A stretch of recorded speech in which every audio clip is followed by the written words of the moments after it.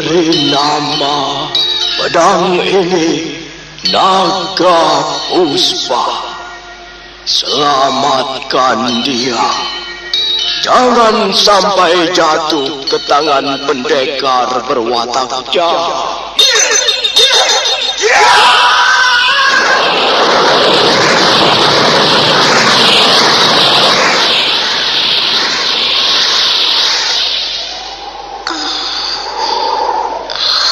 Kakang Kamandanu, kau masih juga tidak percaya bahwa aku mencintaimu. Messi, maafkan aku, Messi. Messi, Messi.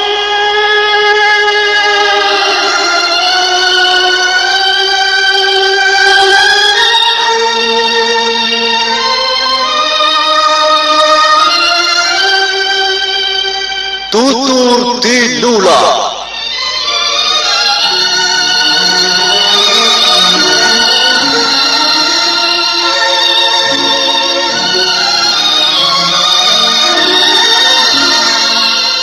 Sebuah sandiwara radio serial, produksi Sanggar Cerita dan Teater Sanggar Prativi. Sebuah kisah dengan latar belakang sejarah runtuhnya Singasari dan berdirinya Kerajaan Majapahit.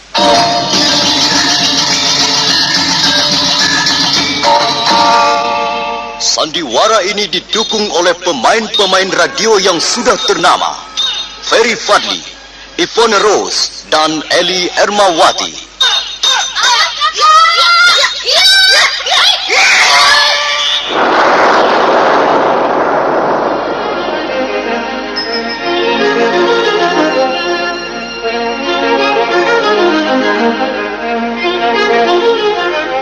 Cerita ini ditulis dan diolah oleh S. Tijab, hiasan musik dan sutradara C. Ispriyonoka. Kali ini mengetengahkan episode ke-12 dengan judul Naga Puspa Kresna.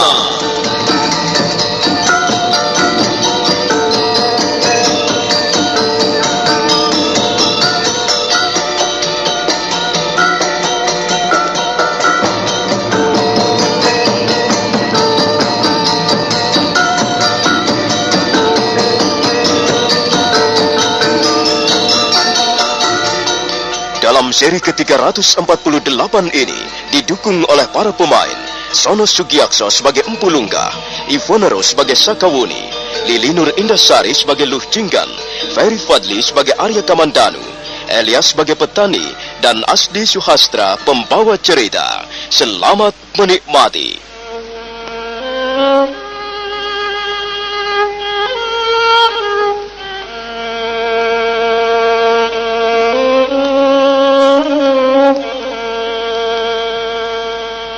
Sakawuni merasa kesal.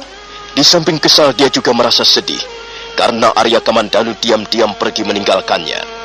Dia hanya menerima selembar daun lontar yang berisi tulisan-tulisan. Karena belum jelas duduk perkaranya, Sakawuni bermaksud minta keterangan kepada Empu Lunggah. Karena itu dia buru-buru menemui Empu Lunggah di ruangan biliknya. Luh Jinggan mengiringi di belakangnya.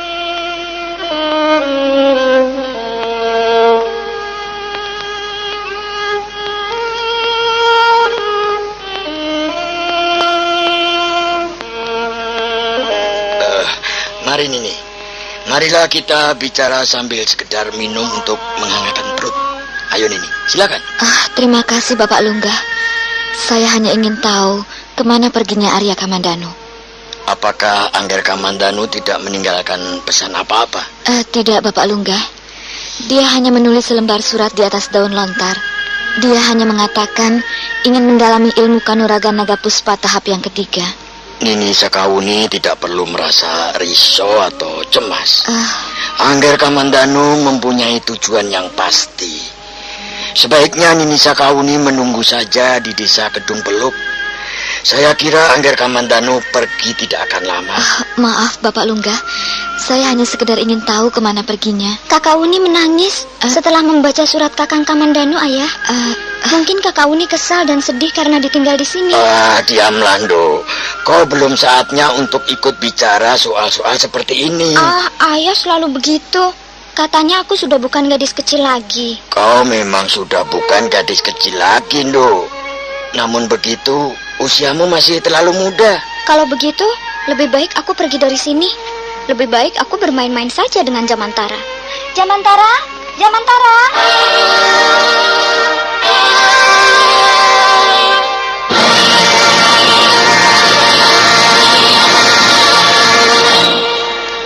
Maaf Nini Sakawuni. Saya tidak dapat mengatakan dengan pasti kemana tujuan kepergian Angger Kamandanu. Kamandanu menulis dalam suratnya bahwa kepergiannya untuk menempuh jalan yang cukup berbahaya. Apakah memang benar demikian, Bapak Lungga? Sudahlah, Nini. Saya kira Angger Kamandanu akan dapat menjaga diri dengan baik. Angger Kamandanu sudah biasa hidup mengembara. Kalau begitu saya pun minta diri, Bapak Lungga. Saya pun tidak bisa lama-lama tinggal di desa Kedung Peluk. Nini Sakawuni tidak usah terburu-buru. Tinggal saja di sini. Kami sama sekali tidak berkeberatan kalau Nini Sakawuni sudi tinggal di pondok kami. Terima kasih Bapak Lungga. Tapi saya masih mempunyai tugas dan kewajiban yang lain. Saya harus kembali ke Istana Majapahit. Ya, kalau memang demikian niat Nini, baiklah. Saya tidak dapat menghalang-halangi Nini Sakawuni. Setelah mohon diri, Sakawuni segera mengadakan persiapan untuk kembali ke Majapahit. Empu Lunggah dan Luh Jinggan mengantarkannya sampai di tepi halaman pondok. Tunggu sebentar, Nini. Mengapa Nini Sakawuni harus berjalan kaki?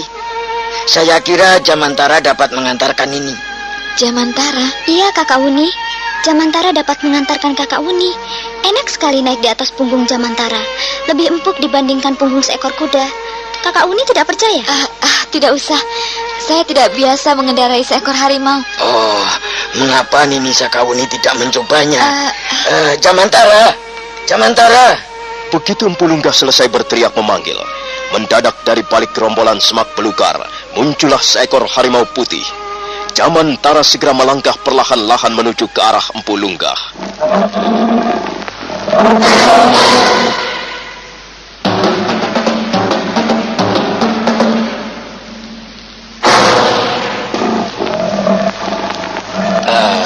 Duduklah Jamantara. Ya begitu. Duduklah baik-baik. Saya akan minta bantuanmu, Jamantara. Dengarlah. Kau harus mengantarkan Nini Sakawuni. Antarkanlah Nini Sakawuni sampai ke desa Nyugading. Kau dengar, Jamantara?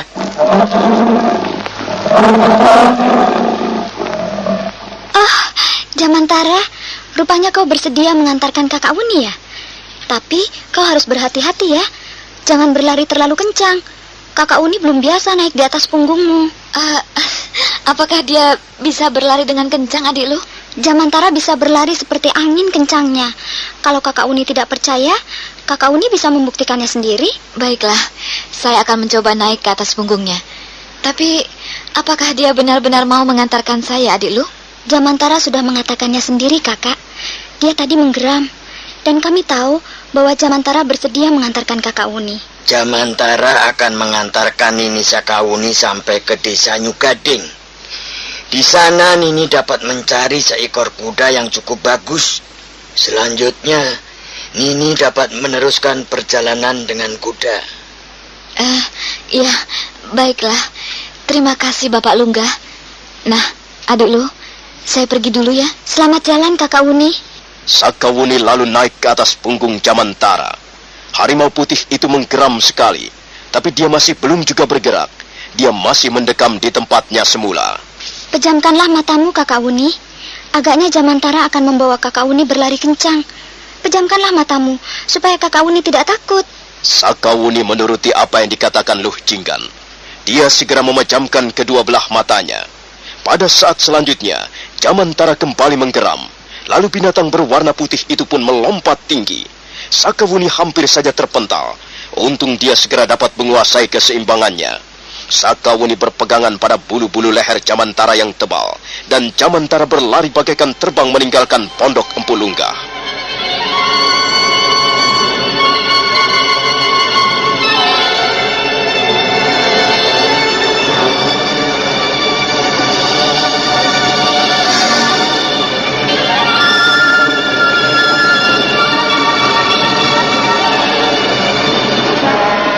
Jamantara terus berlari bagaikan terbang di atas permukaan bukit.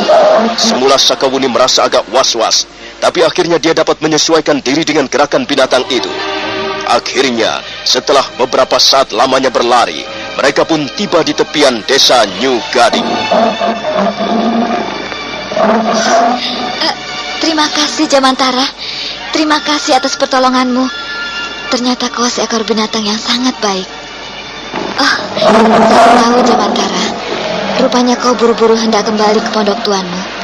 Baiklah, selamat tinggal, Jamantara. Mudah-mudahan suatu saat kita dapat bertemu kembali.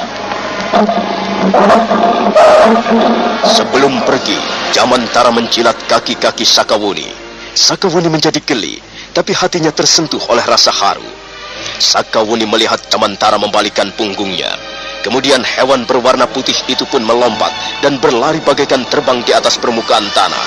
Sebentar kemudian tubuh Jamantara sudah lenyap di balik batu-batu padas.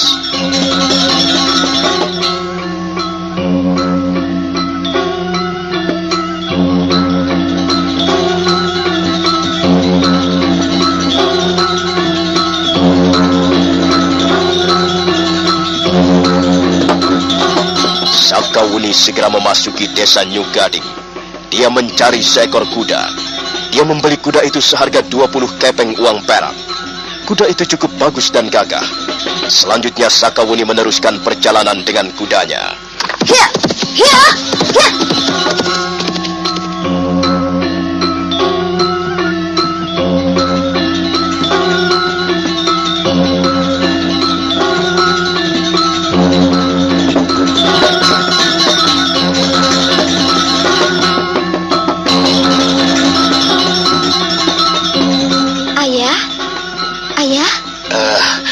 Pando, kau ingin mengatakan apa pada ayahmu?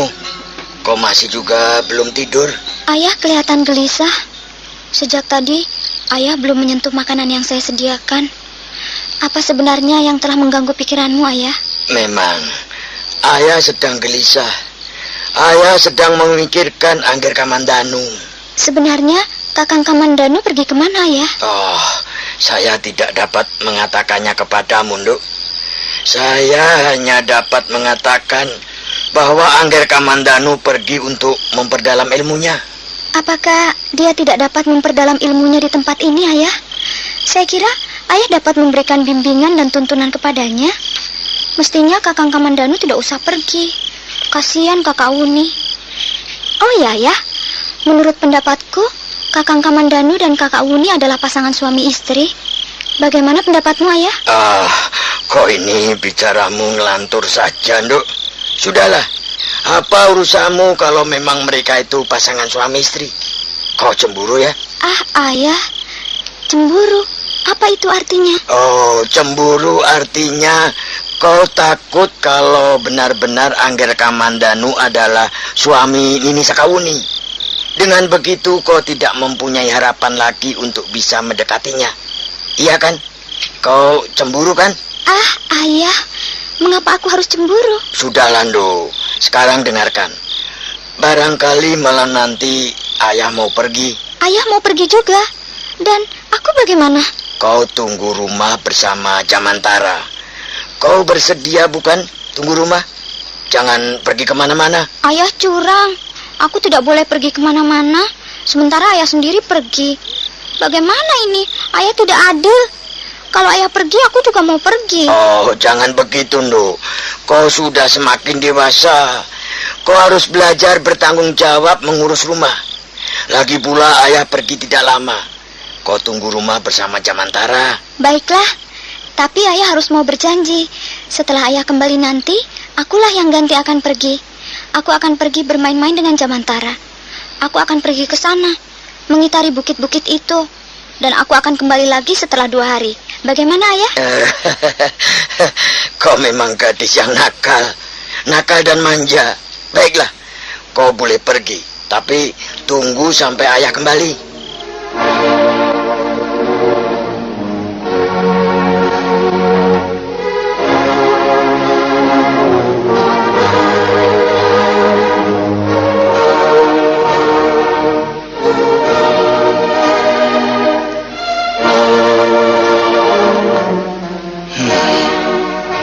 Aku sudah berjalan cukup jauh. Aku tidak yakin apakah aku akan bisa bertemu dengan ular naga Puspakresna. Aku masih belum yakin bahwa binatang seperti itu ada di muka bumi ini. Sampai di mana aku sekarang ini? Desa apakah ini namanya? Oh, itu ada seorang petani sedang mencangkul di sawah. Aneh sekali. Sore-sore begini dia masih mencangkul di sawah. Baiklah, aku akan bertanya padanya. Nah, rupanya dia sudah menyudahi pekerjaannya. Arya Kamandanu lalu bergegas menemui seorang petani yang baru saja menyelesaikan mencangkul sawahnya. Petani itu sudah cukup tua usianya, punggungnya bongkok, dan nampaknya dia acuh tak acuh melihat kehadiran Arya Kamandanu. Maaf Bapak, maaf. Bolehkah saya bertanya? Sepertinya kau bukan berasal dari desa ini, anak muda. Memang Bapak, saya bukan berasal dari desa ini. Saya berasal dari tempat yang jauh. Saya dari kota Majapahit. Maaf Bapak, desa apakah ini namanya? Apakah kau perlu mengetahui namanya? Saya hanya ingin tahu di mana sekarang ini saya berada. Itu kalau Bapak tidak keberatan. Anak muda, desa ini namanya Kangkapatra. Tahu kan artinya Kangkapatra? Kangkapatra artinya bulu burung bangau. Konon kabarnya desa ini zaman dulunya dihuni oleh ratusan ribu burung bangau. Burung-burung bangau itu kemudian pindah tempat. Dan mereka mencampakkan bulu-bulunya yang sudah rapuh di mana-mana. Tapi itu hanyalah cerita dari mulut ke mulut. Entah benar, entah tidak. Sudahlah anak muda, saya harus pergi. Saya masih mempunyai tugas-tugas dan pekerjaan yang lain. Maaf Bapak, tunggu sebentar. Masih ada yang ingin saya tanyakan. Mau tanya apa lagi? Di manakah letaknya Candi Kagenangan itu? Dan mana jalan yang paling dekat menuju ke sana? Candi Kagenangan. Kau mau pergi ke sana? Iya Bapak, saya akan pergi ke Candi Kagenangan. Kau ingin menemui seseorang di sana? Iya Bapak, saya ingin menemui seseorang. Siapa dia anak muda? Maksudku, siapa orang yang akan kau temui itu? Salah seorang kerabatku. Kami masih mempunyai hubungan saudara. Apa benar begitu? Maaf Bapak, kalau Bapak keberatan memberikan keterangan, ya tidak apa-apa. Saya akan bertanya kepada orang lain. Permisi? Tunggu dulu. Kalau kau ingin pergi ke Candi Kagenengan, kau harus mengambil jalan memutar. Ketahuilah anak muda, sekarang ini kau salah jalan. Jalan memutar ke arah mana Bapak? Setelah melewati tugu batas desa Kangkapatra, ambil saja jalan ke arah kiri. Ikuti saja terus jalanan kecil itu. Nah, jalanan itulah yang akan mengantarkanmu ke Candi Kagenangan. Oh, terima kasih Bapak. Terima kasih atas keterangan Bapak. Arya Kamandanu merasa sangat lega karena ternyata petani itu mau memberikan keterangan. Tiba-tiba secara tidak disengaja, Arya Kamandanu menatap kedua belah mata si petani. Dia menjadi sangat terkejut.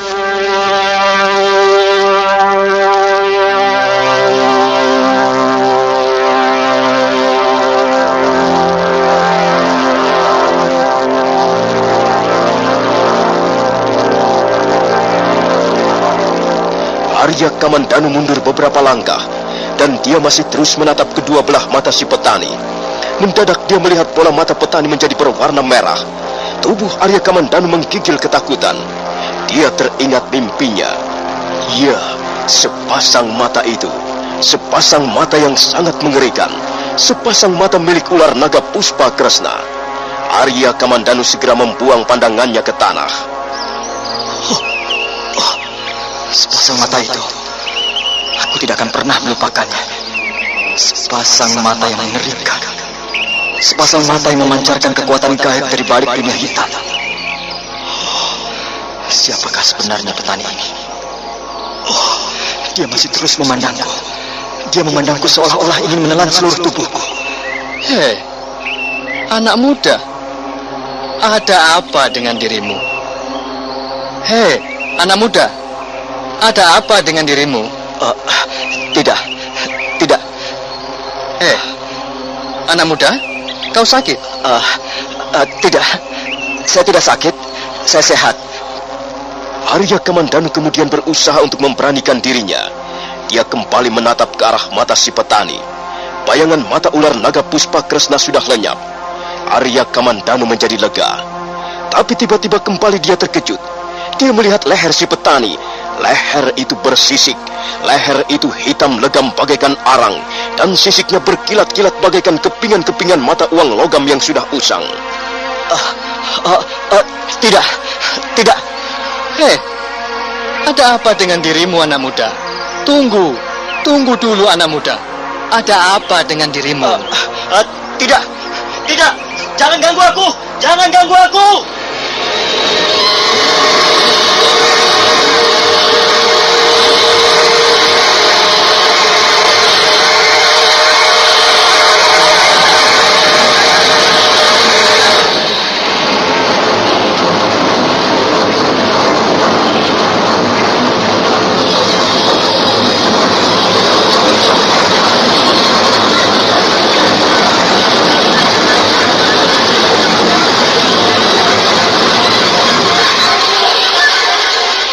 Arya Kamandanu segera melarikan diri sekencang-kencangnya. Beberapa kali dia terjatuh di atas pematang sawah, tapi kemudian segera bangkit dan berlari lagi. Dia berlari sambil terus berteriak-teriak.